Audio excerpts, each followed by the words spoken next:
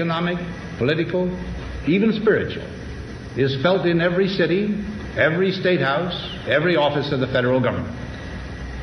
We recognize the imperative need. We must not fail to comprehend its grave implications. In the councils of government, we must guard against the acquisition of unwarranted influence, whether sought or unsought, by the military-industrial complex.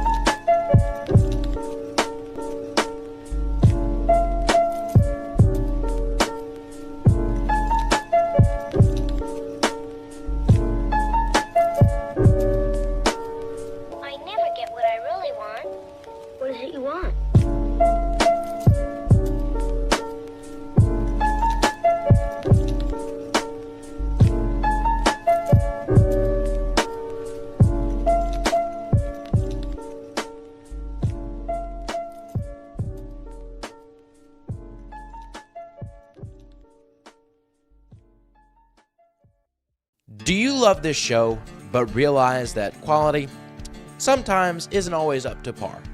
I hear you, and I've recognized it too. In the history of this channel, we're raising money.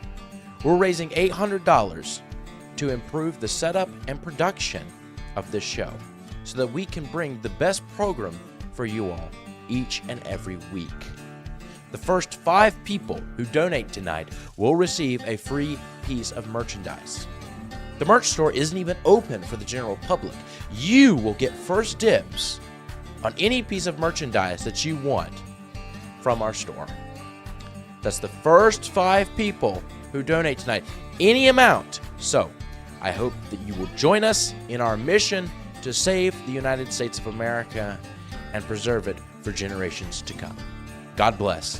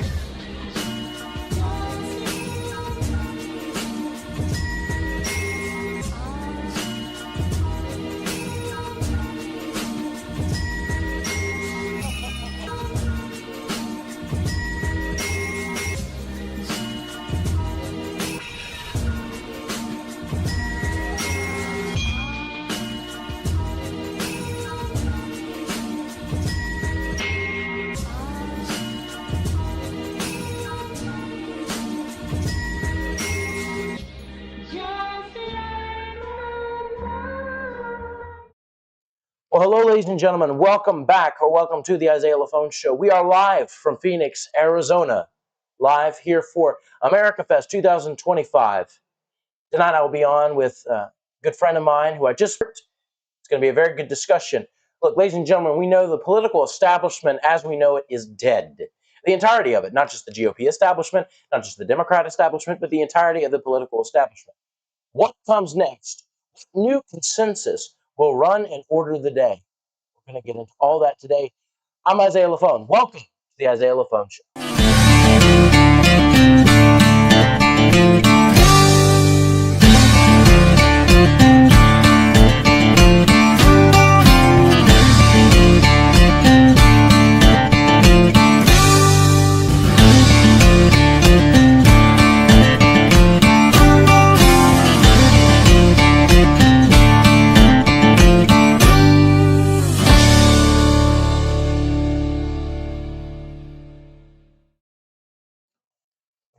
Look, see the camera looks pretty good. So ladies and gentlemen, like I said, this is Robert. I'm going to give him a chance to introduce himself. He is the first guest on the Isaiah Lafone Show, so this is an important honor. Yeah, so this is the first guest we're having on the Isaiah Lafone Show. I am so pleased to have him on. So, Robert, why don't you introduce yourself? Yeah, so of course, yeah. So I am a Christian, conservative, Republican, Catholic from Southern Indiana. I've been doing political activism now for several years, but I've definitely become more active here recently. Interested in a lot of things, but something that I'm most interested in is really the future of the conservative movement and shaping the future of the conservative movement into a coalition that can win going forward, but also hold true to the traditional principles of the conservative movement. So that's something that I'm really focused on. And I think, Charlie Kirk was really important in holding our coalition together, but we have to find a way to win now that he's gone. We have to adjust and we have to make things happen going forward. So most certainly. We have 5 people watching right now, which is great. I know for being as late as it is, at least on the East Coast, realize that there's not a lot of pull there, but it's really good. So he's not only is he the first guest on the Isaiah Lafone Show, he's the first Catholic to be on the channel, period. So we'll give him some grace in that regard. So guys, go ahead and make sure to like and subscribe and share this live stream. Let everybody know what's happening right now live at America Fest 2025. And load up the chat with your questions for the both of us, for either of us. If you want Robert to specifically answer one, let him know. Say, this is for Robert. If you want me to answer one, say, it's for me. Or just get the question as is, and we'll both try to answer it the best way. So we talked about this, speakers talked about this today at America Fest. There's people who, if you want to see what happened at America Fest, you can download Rumble. A lot went down.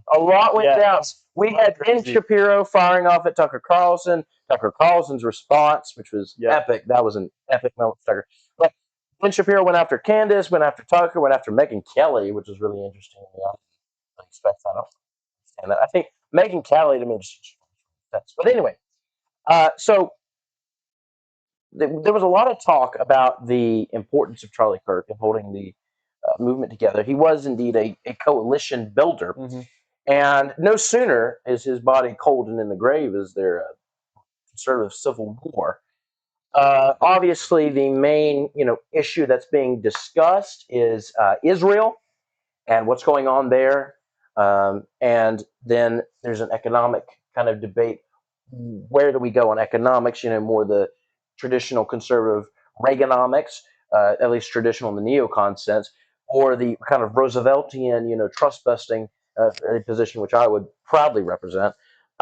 So I want to get into, what do you think, in your opinion, happens next in sort of conservative leadership after Charlie's death? Yeah, well, first I would disagree slightly with something that you mentioned, and that would be, I think it's deeper than just the Israel question.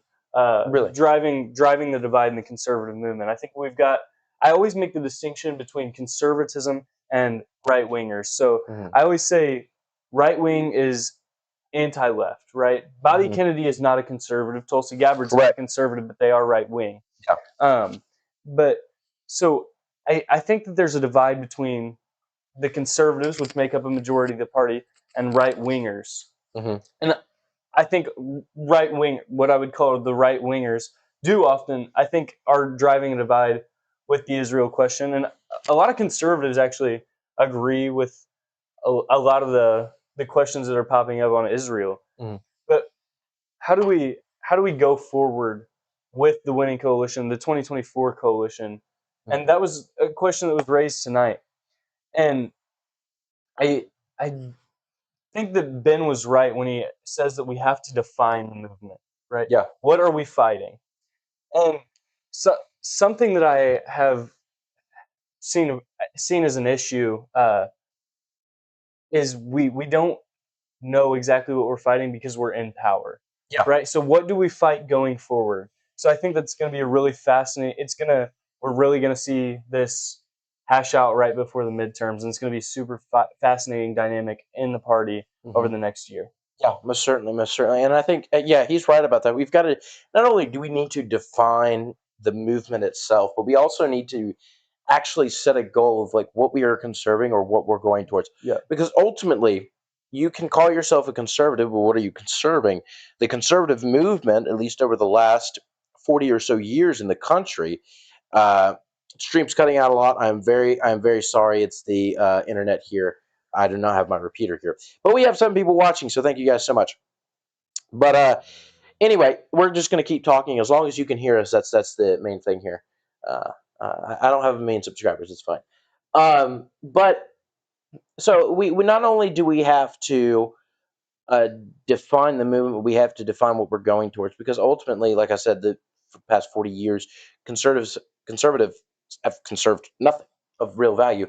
I'm going to disagree with that, though. What are they conserved? We've done a great job, I think, on the state level, pushing back toward traditional conservative economics. So we're doing. I'm talking about social issues, though. Okay, well, Yeah. okay, well, I don't think we should set the economic question aside, but on social issues, we overturned Roe v. Wade, which is something that nobody did by three great, none other than President Donald Trump. However, three of those nominations don't have. Well, one of those nominations certainly does not happen without someone who, like, the young right really likes to hate on, Mitch McConnell.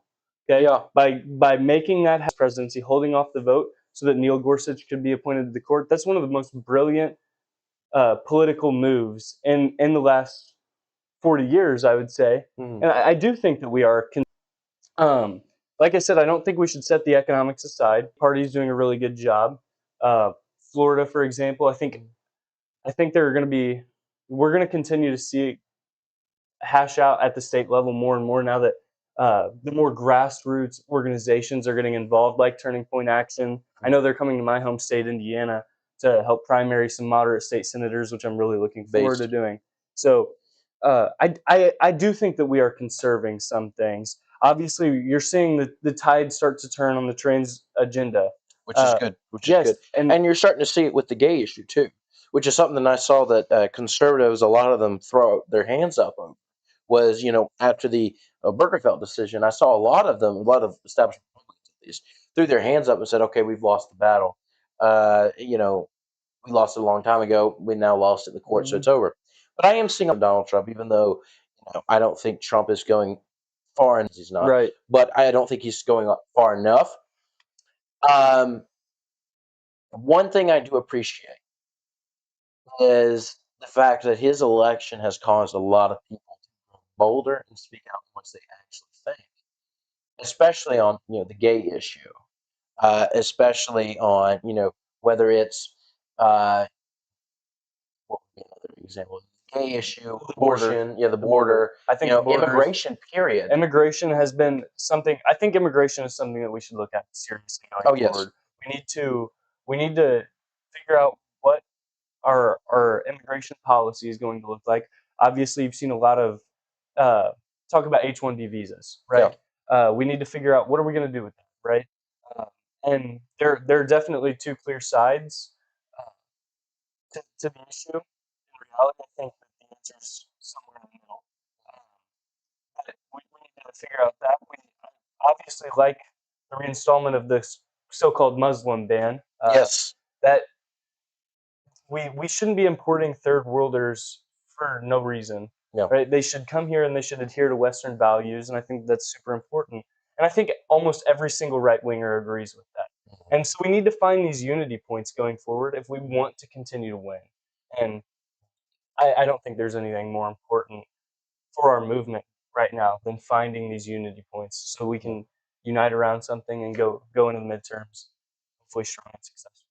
Well, I mean, screaming at each other's not like I was, ladies and gentlemen, I was with one of my friends during the session today, and a young man got up to question Ben Shapiro attack from the Israeli government, and a fellow behind us got up. What Ben Shapiro was in the middle of answering, and he screamed, "He's an anti-Semite," at the young man who had asked the question. Screaming "you're racist," screaming anti-Semite, that's not going to do anything.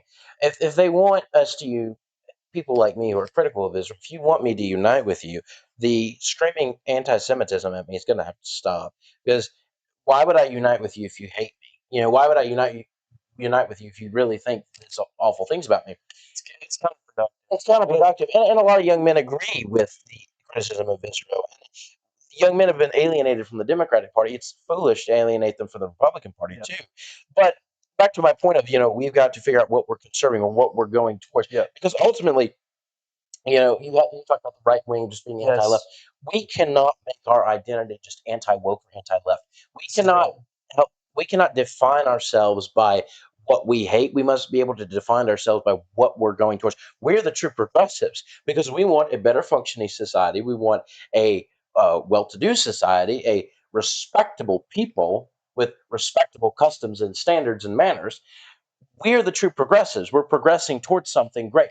They're regressive. They're taking us back to a time of social degradation and pagan idolatry. That's what they want. And abortion is their sacrament, the sacrament of worship to their God, which is the state. That's what they're doing. So we need to offer a kind of a broad, beautiful vision of where we see the country at. And that starts with defining, hey, because no one conservative can tell me what era of American history was the best. Ultimately, we want to go back to the founders' intent on the Constitution. Well, what does that mean, right? So, you got someone like Joel Berry from the Babylon Bee. He said, you want to go back to founders' intent? He said, yes. And Tim Pool says, okay, well, the founding fathers had blasphemy laws, in several states, which is a clear indication that freedom of religion doesn't mean what modern people think it means. Correct. But they had blasphemy laws. You couldn't run for office if you were Christian. In many states, you had to be Protestant. Um, and so but he said, would you do these things? Would you implement these blasphemy laws? He said, no, I wouldn't. He said, okay, so you don't really believe in the founders' intent.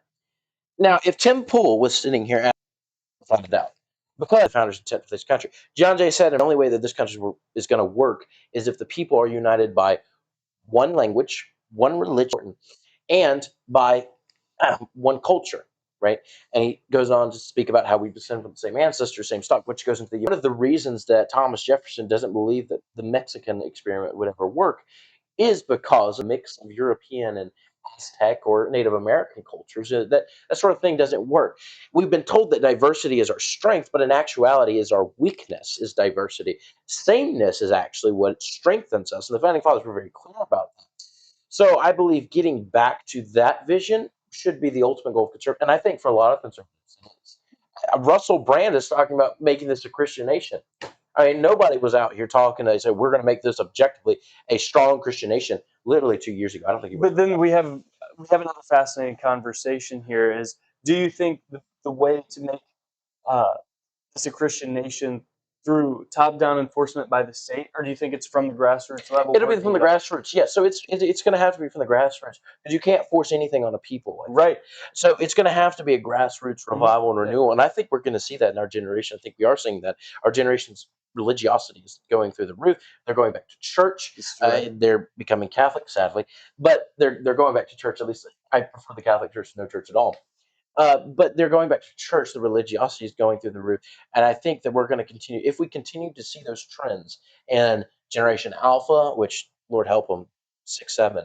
But if we continue to see that trend through Gen Alpha, I believe we will in our children, Generation Beta. We're going to have a bunch of beta males. Look, just deal with it. So it's the law we draw.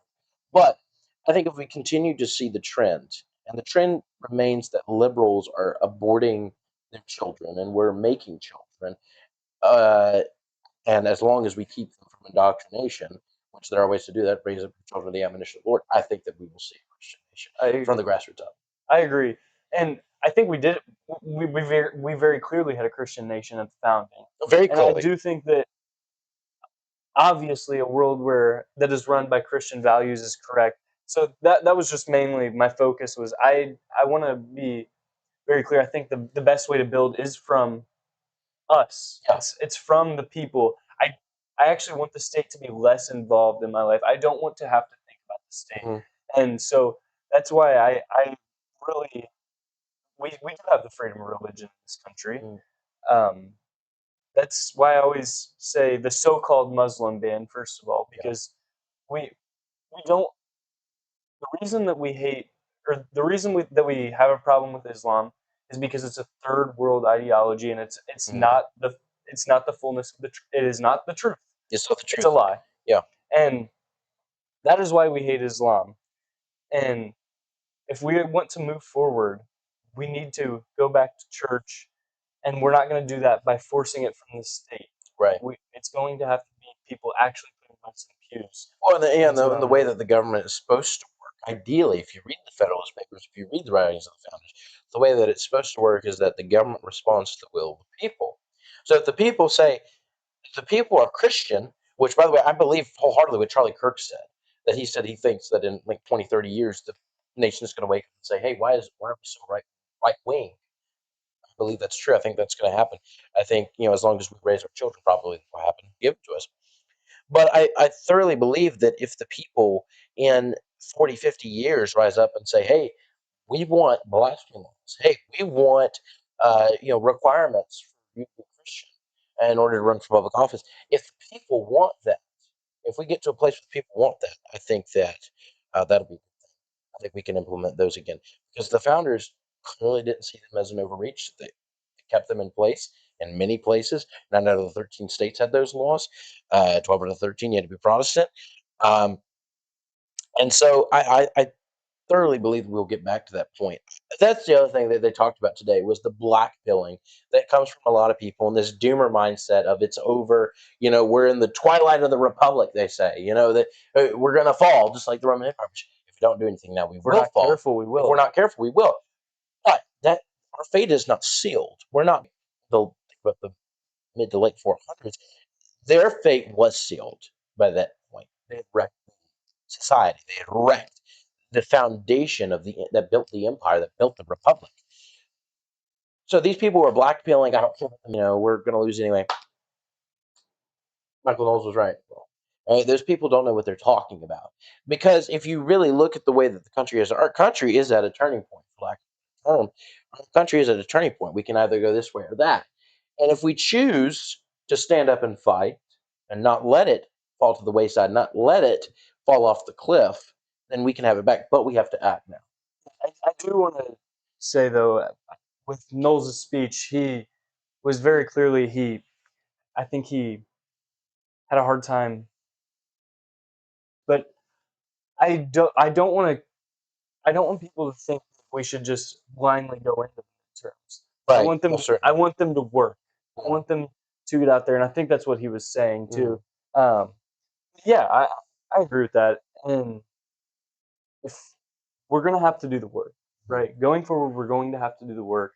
We're going to have to continue to find the things that unite us, and we're going to have to move forward like that. And I think that Knowles was correct in that. And now, obviously, that's ignoring the elephant in the room tonight between Tucker and Ben. That was what was driving the evening, and it was really fascinating to watch play out.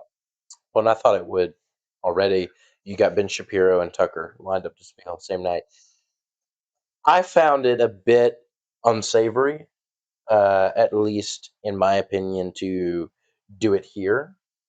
I mean, obviously, it was the tension was on max. When he got up to speak, I just knew he was going to say something about Tucker.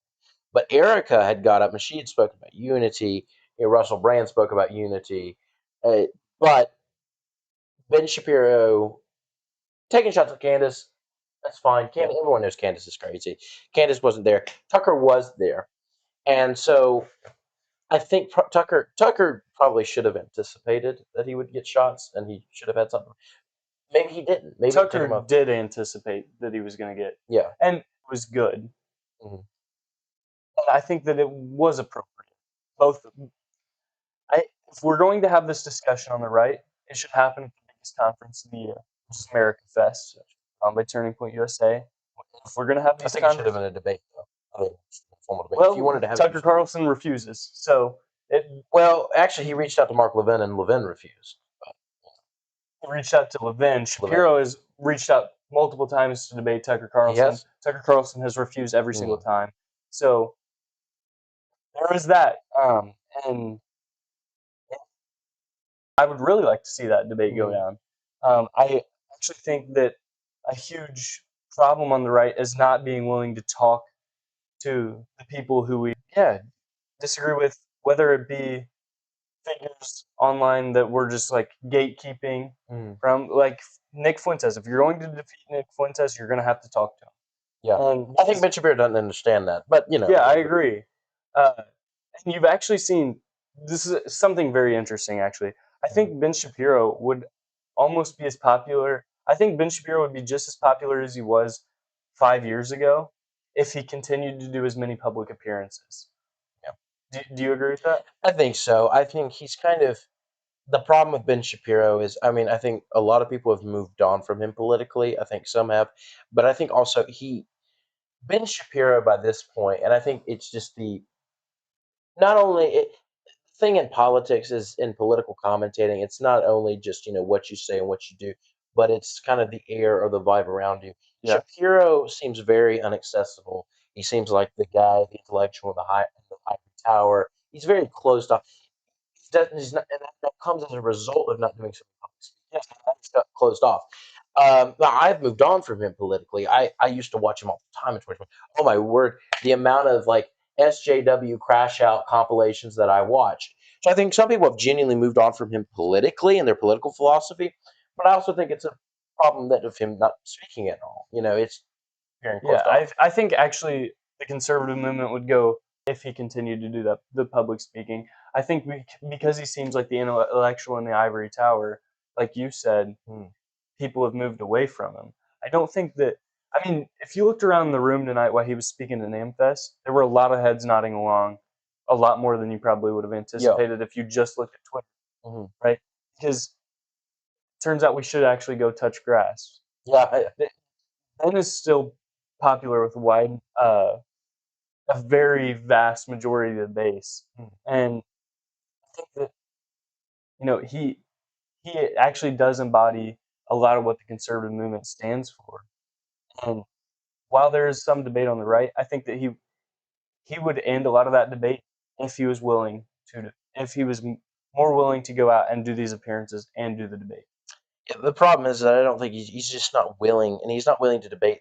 He touched on the U.S. liberty, U.S. liberty. He did that question tonight, which was good.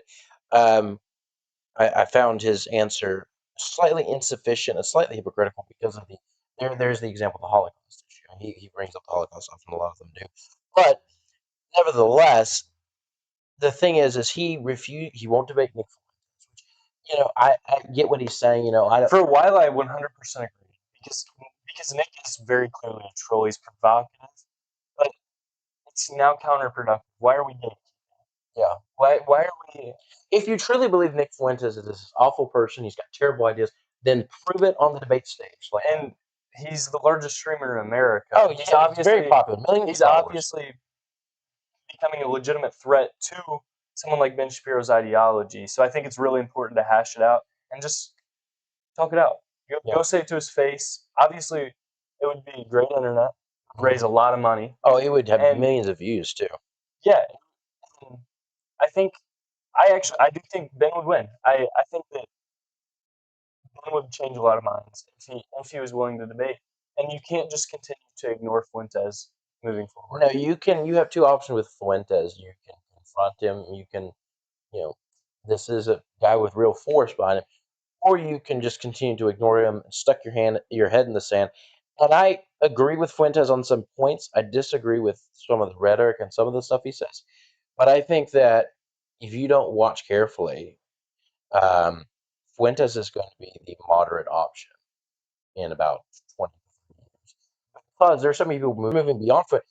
This, in the year of our Lord 2025, Nick Fuentes is being called a shill for Israel. He's being told that he's sold out to Israel, which is insane. When he says, "I'm not an anti-Semite," there are some people in his base who says, "You betrayed us. You sold out to Israel." So I think we've got to be careful with that too. This is also where I go back to saying touch grass, because that is a very, very, very small part of. I don't even like to call it the coalition. Yeah. Because I don't even know if I don't think those people are in the coalition. They didn't vote for Donald Trump. I don't think. Fuentes told them not to. No. Right. Exactly. So I don't think they belong in our coalition, and I think that. But I do think continuing. If you're not right. I think if you confront them, the pendulum swings. Yeah. But if you continue to let them grow, I think continues to move that direction, I think. But what I would push back on is, I would say, I think the pendulum is going to continue to swing to a new consensus. I think that the old consensus, especially in economic, the economic consensus of, say, Ben Shapiro, for instance, of absolute free market, which is just the status quo as it is now. I don't think that that's going to stand. The reason why is because the economy is so bad and we have gotten into such a ditch. It is improving, you know, by increments under Trump. But what Trump is doing and what he's proposed are mandates to the real issue. The real issue is deeper than just the last 4 years. The issue multiple times on the stream. Me and Zoran Mamdani agree on what the issue is with the economy. The issue is some of the billionaires. But what we disagree on is the solution.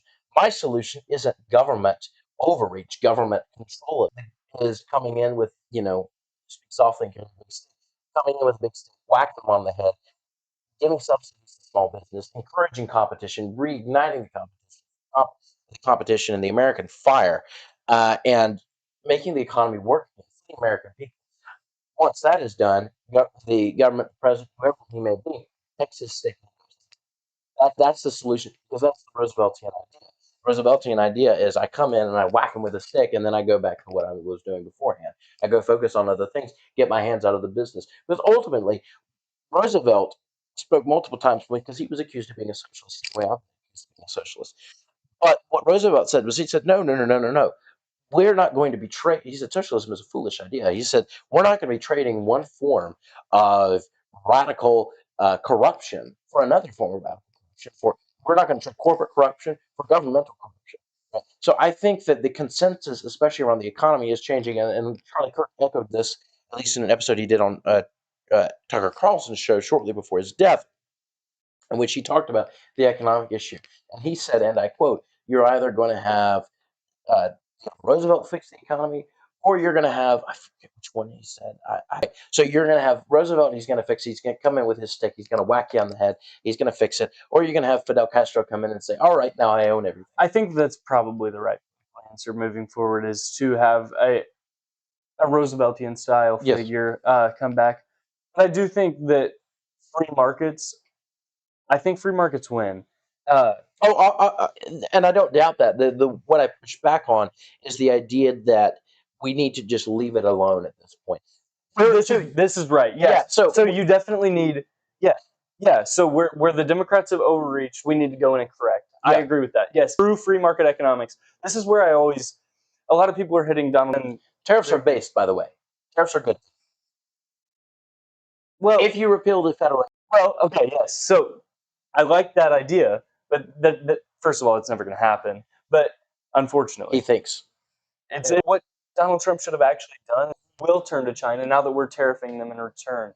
So I think that the answer is correct. Obviously, fair trade is what I want, right? So I want free trade, but the next best thing is fair trade. So I think reciprocate the tariffs on the nations for 0%, leave it at 0. Yeah. But be reciprocal with it. I think that's a wise move. And ultimately, you speak about we'll never get the federal income tax repealed. It's important to talk about the history of the federal income tax. The federal income tax was introduced to do prohibition, but what happened was government made most of its money off of taxes on alcohol.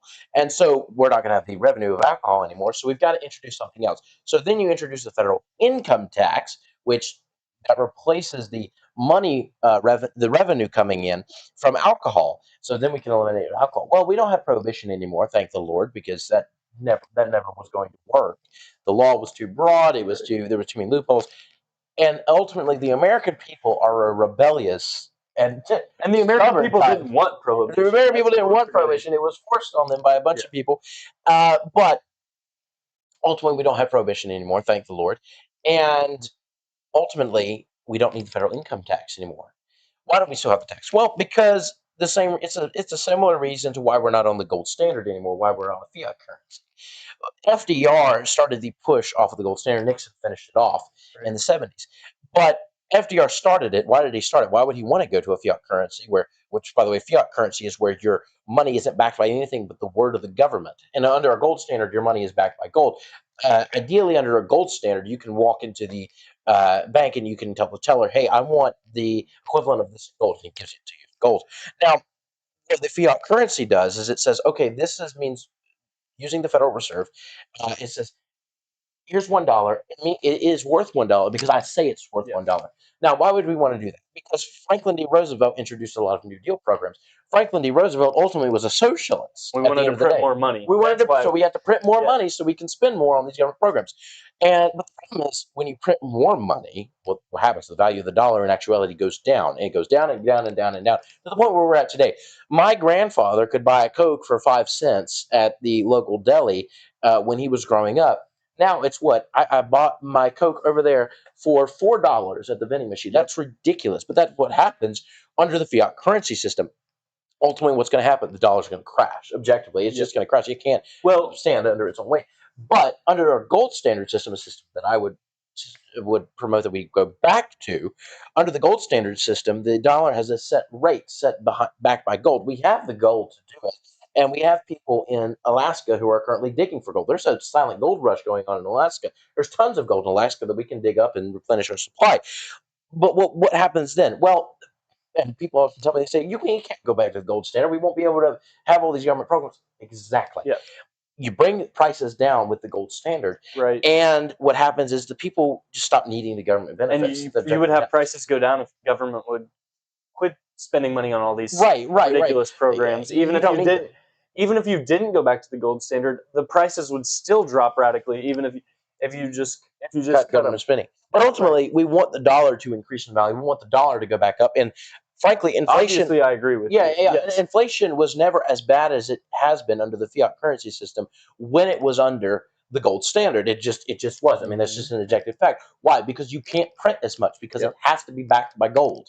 And that's because they could never print like they wanted to. That's why I'm advocating for it by the currency itself in a way. And another thing that'll help the prices too, you break up a company. Like I said, you get a Roosevelt figure to come in and whack them on the head. A company like Brock, what you do with it, and I've talked about on the channel how they do that. You break them up, you destroy the incentive standard return, and with the cutting of government spending, I mean, you're going to have a dramatic drop in prices. And I've heard people tell me and come back to me and say, Isaiah, we don't want to do that. Well, why don't we want to do that? We want to just increase the wages so people can. No. Right. Because then you're going to crash the economy because you're going to be bump the wages up in order so people don't feel the. Yes. It's like it's turning the American people into heroin addicts. It's a cheap hit. It's a cheap hit for a time. Oh, my wage increased. Cheap hit for the time. Price is going to keep rising. Yes. And then you're like, I'm not getting paid enough anymore. Right? And then we just continue. Into oblivion until the country eventually collapses under economic weight and cultural and societal weight. Right. Yep. So, your thoughts on that? Yeah. I mean, well, good. You're at my home, so you know. Yeah, I will be kept here overnight. You won't be kept here overnight. Oh well. Yeah, exactly. Yeah, no, I certainly agree with that. I just don't think it's likely. Is all. I'm just being realist. I'm an optimist. So and I'm a realist. Yeah. You can be an optimist. I'm gonna be right. Yeah. I'll be the guy that said we're gonna go in there and we're gonna knock him out. That was something that I really liked about the Vivek presidential campaign last year. Was him actually he put that conversation on the forefront for a little bit in the campaign. I don't know if you remember this. This was really early in the primary. He talked a lot about going back to the gold standard, which he was objective right about. Yeah, and I don't like Vivek. I don't like a lot of what Vivek says, especially on cultural and societal issues. But I'm a Vivek guy. I do like Vivek a lot. Well, he's going to die tonight. No, I'm kidding. Go ahead. Wow. Okay. I'm kidding. Yeah, Vivek. I think he's right about a lot of this on economics, right? And that is certainly one ahead. The gold standard. Yeah. Most certainly. I don't agree with him on the America is some kind of a vague, and I agree with Michael Knowles. America is not a vague idea floating out in the cosmos. America's a people. America's a place. America's a society, and you don't get a proper society functioning like it should off of just an idea, right? That Yes. and a melting pot. America's never been a melting pot per se.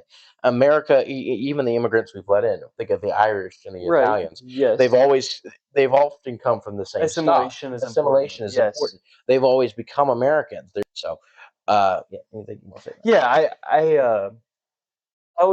I agree with that, right? I agree that America is not just an idea. However, this quickly turns into the slippery slope, right? I'll Yeah. bring in the slippery slope. Well, the slippery slopists were correct. I mean, so about the trans issues. Yeah, slippery slope actually is not a fallacy. But Yeah, no. Slippery slope is right a lot, but something that I do worry about here is a lot of times it does genuinely turn into a race, right? And I do have a problem That's with the that. danger. Yeah. And I think we should have a problem with that. There are a lot of people, Cuban immigrants, for example, they're not white. However, they come here and love capitalism. They love America. They love freedom. Americans. Yeah. They are Americans. We're seeing a lot of people flee Venezuela right now because of the Maduro regime and how people are quickly finding out how evil socialism is under Nicolas Maduro. There are a lot of great Americans who come from Venezuela. There are great Americans who come from China. There are great Americans who come from the Philippines. There are great Americans who came from all over the world that truly love the ideas and principles that founded America. We need to believe in that, and we need to continue that going forward. We need to accept these people. We need to quit allowing people to come into our country with open arms. People that hate America. Right. We need to turn the people away that hate America. We need to turn away the people that hate this country. They have no home here, and they do not belong here. And I think we need to deport. We need to deport the illegals first of all. But then we need to shut off all immigration Based. Yes, we need to shut off all the immigration that does not adhere to the American idea, which is where the idea comes in. Yeah. Well, and I of course advocate for a complete Muslim ban, period, from entering the country. And it's not a race thing. Like I said, you can have a white Muslim, you can have a black Muslim, you can have an Arab Muslim. Just the same, you can have an Arab Christian, a black Christian. This is very important, right? So Yeah. the other day with the shooting of Bondi Beach, right? Mhm. So you see this Arab man who stops the Muslim shooter, Yeah. and everyone says, "Oh, well, it's a Muslim who stopped the Muslim shooter." It turns out the man was Christian. He was an Arab Christian. He would, yes, and that is a person who would likely make a great American, right? Someone I don't know his personal views, but just judging by very courageous. Yeah. That's somebody who could make a great American. But when you want to come here and destroy, when you want to come in and tear down our society, that's where I draw the line. Which is what right. Throughout history. So we have 0 people watching right now. Very bad about showing me who's actually watching and our connection to seeing what's going on. Well, we've had 45 views overall, which is much more than I thought we were going to get this late at night. I figured we'll get more of our people watching. So we got some questions. Let's see. No, I don't want to listen to myself. All right, cool. Christians don't see my good friends. Isn't this past Isaiah's bedtime? Patriots don't have bedtimes. Boys and Southern students should be allowed to have adult drinks. Yes, the covenant is stupid. Stupid. I took communion wine like literally the week before I left, so I technically violated covenant. But it is about the spirit of the law more than the letter of the law. So anyway, Isaiah is a what is that? Believer when it comes to the Carolina Panthers. Very true statement. Carolina Panthers of the bowl, baby. Bryce Young is the greatest quarterback of all time. Does Cam Newton needs to be humbled. He's needed 15. Yeah, long time ago. Probably before that. Yes, true. This was not directed. Who was this directed to? Question of conservation. What? Oh, both. Okay. Sorry, we've got a new producer. Regarding the question, would you say that President Trump has done a positive job in conserving the religious institution Christianity rooted in American government? Yes.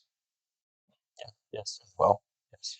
Not perfectly, not in a but he's good way. he's brought the conversation back to the forefront, which I think Oh is yeah, very important. his like whole Christmas message, he was just Yep. talking about Jesus, which is Yep, great. which is very unique. What are both of your opinions on Fred Rogers, and does he deserve? That's not proper English. It's does he deserve to be, not does he deserved. Does he deserve to be? Yes, I will check your grammar on here. Does he deserve to be the patron champion of Protestantism? I have no clue who that is. I have no idea who The Fred patron Rogers is. champion of Protestantism is my granddaddy Martin Luther. I have no say in the matter, but I agree. Yeah, thank you. Yep. Thank you. Or yeah. Calvin. Yeah, has an argument for it. Calvin, my boy. Yeah, I'll make you happy and Thank say you. Calvin. Thank you. Yeah. Our fate is Or not... Redeem Zoomer. How about that? Redeem Zoomer is just the Presbyterian Pope. That's all that is. Yeah. Okay, so it says, our fate is not sealed. That's not very Calvinist of you, Isaiah. Okay, our fate is sealed. Okay. I cannot read the mind of God. So actually, I don't know, but I'm working on human perception. I'm about to say conception. That's stupid. With human perception. For Isaiah, will St. Patrick's Day and Cinco de Mayo no longer be celebrated in the future? Cinco de Mayo is a Mexican holiday, so no. St. Patrick's Day is a Christian holiday. We are a Christian nation, so we will be celebrating St. Patrick's Day. If the Mexicans want to celebrate Cinco de Mayo, then they can link up with the other Mexicans, because I think it's a specifically Mexican holiday. Yeah, I think you're right. Question for both. Will you two do United States? Meaning? I don't know. Yeah. He just says, will you do United States apologetics?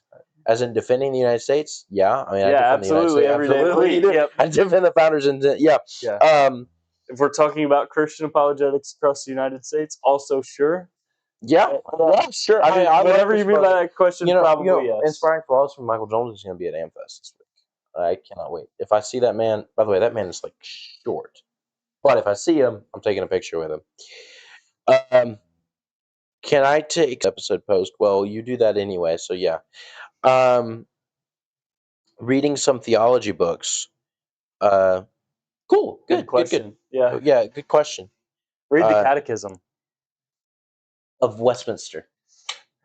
Let's see. Just like the Swiss franc, which is one of the currencies that is least devalued in history. Least devalued. That is the least devalued. That would be the correct grammar there. But yes, you are correct.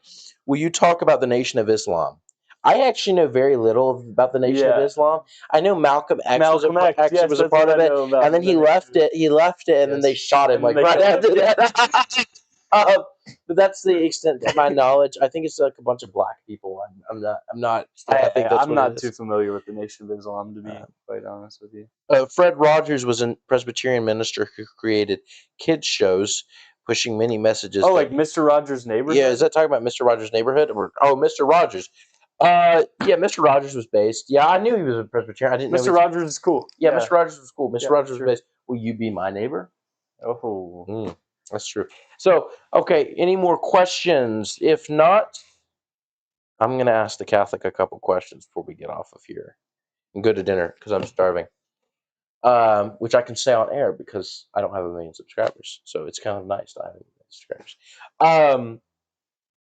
Okay, first question for you. Why are you so cringe to be a Catholic? Why am I so cringe to be a Catholic? As to be a Catholic, yeah. Clarify the question for me real quick. Being a Catholic is cringe, therefore being you are Catholic cringe. is Why aura. are you cringe? Being Catholic is aura. No, being Presbyterian is what aura. We have the beautiful cathedrals. Catholicism is anything but cringe. I reject the premise of the question. We have Westminster. I reject the argument is not valid. Yes, it is silly we question. Have Westminster, St. Giles. We have St. Giles. That's crazy. Moving on. That's crazy. Terrible premise. That's crazy. That's fun. Well, guys, this is probably the shortest episode I've done, but because the question segment was not that long, but it's okay. It's all right. We have learned a lot of things today. I think we've had a great discussion. Yeah, we've learned how cringe this guy is, but we'll definitely have to have him back. So Well, we'll definitely have to do something. Yeah. We can make that happen. We were talking logistics earlier. So we'll definitely do something. make So that happen. thank you guys so much for watching. My name is Isaiah Lafone. Thank you for watching the Isaiah Lafone Show. Have a good day, y'all. Now, this conjunction of an immense military establishment and a large arms industry is new in the American experience. The total influence, economic, political, even spiritual, is felt in every city, every state house, every office of the federal government. We recognize the imperative need for this development, yet we must not fail to comprehend its grave implications. In the councils of government, we must guard against the acquisition of unwarranted influence, whether sought or unsought, by the military-industrial complex.